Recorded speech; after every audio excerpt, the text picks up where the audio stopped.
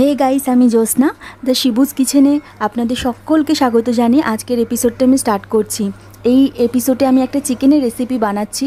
আলাদা করে স্পেশাল কোনো উপকরণ এই রেসিপিতে লাগে না, ঘরে থাকা উপকরণ দিয়েই আমরা এই রেসিপিটা কমপ্লিট করতে পারি। খুব ইজি এবং কম সময়ের মধ্যে আমরা এই রেসিপিটা বানিয়ে নিতে পারি।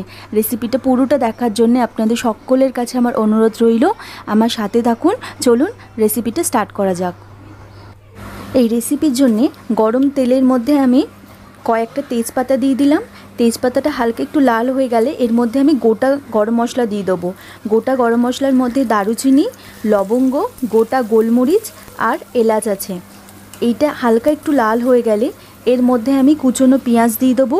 পেঁয়াজটা হালকা লাল হয়ে গেলে এর মধ্যে আমি অর্ধেক জায়ফল গুঁড়ো করে দিয়ে দেবো। দিয়ে পেঁয়াজটাকে ভালো করে লাল করে নেবো। পেঁয়াজটা হালকা একটু লাল হয়ে গেলে এর মধ্যে কাটা টমেটো দিয়ে টমেটো আর পেঁয়াজটাকে 2 মিনিটের জন্য আমি কুক করে নেব। এবার এর মধ্যে হলুদ গুঁড়ো, তার সাথে জিরের গুঁড়ো আর ধনের গুঁড়ো দিয়ে আমি মশলাটাকে একটু কষিয়ে নেব। মশলাটা ভালো করে কষানো হয়ে গেলে এর মধ্যে আদা রসুন আর কাঁচা লঙ্কা বাটা দিয়ে আমি আরও 2 মিনিটের জন্য মশলাটাকে কষিয়ে নেব, যতক্ষণ পর্যন্ত এটা ড্রাই হয়ে মশলা থেকে তেলটা না ছেড়ে দিচ্ছে।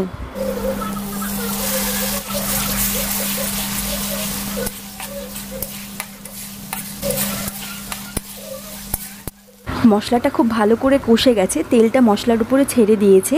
এবার এর মধ্যে আমি কাশ্মীরি লঙ্কার গুঁড়োটা দেবো, দিয়ে ভালো করে মিশিয়ে নিয়ে ধুয়ে রাখা চিকেনটা আমি দিয়ে ধিমি আঁচ করে 5 মিনিটের জন্য চিকেনটা কুক করে নেব। এখানে আমি স্বাদ অনুসারে ঝালের পরিমাণটা দিয়েছি। যদি আপনারা একটু বেশি ঝাল পছন্দ করেন তাহলে এর মধ্যে আপনার গোলমরিচের গুঁড়োও ইউজ করতে পারেন। আমি এই রেসিপিতে শুধু কাশ্মীরি লঙ্কার গুঁড়ো আর কাঁচা লঙ্কা বাটা ইউজ করলাম।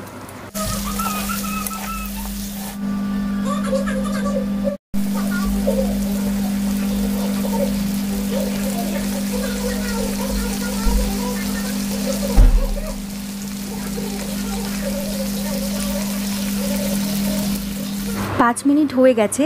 এবার এর মধ্যে আমি টক দই দিয়ে ভালো করে মিশিয়ে নিয়ে আমি আরও 15 মিনিট ধিমি আঁচ করে এই চিকেনটাকে কষিয়ে নেব।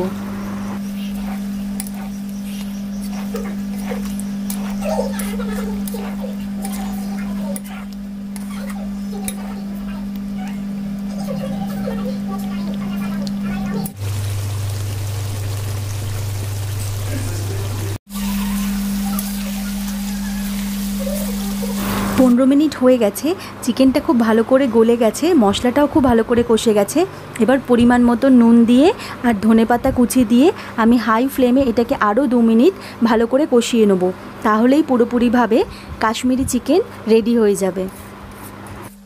এই রেসিপিটা যদি আপনাদের ভালো লাগে প্লিজ একটা লাইক করে দেবেন গাইস। আর এইভাবেই আমাকে আপনাদের ভালোবাসা দিতে থাকুন, আমার সাথে থাকুন, আর এইভাবেই আমাকে সাপোর্ট করতে থাকুন যাতে আমি আরও এগিয়ে যেতে পারি। Thank you guys.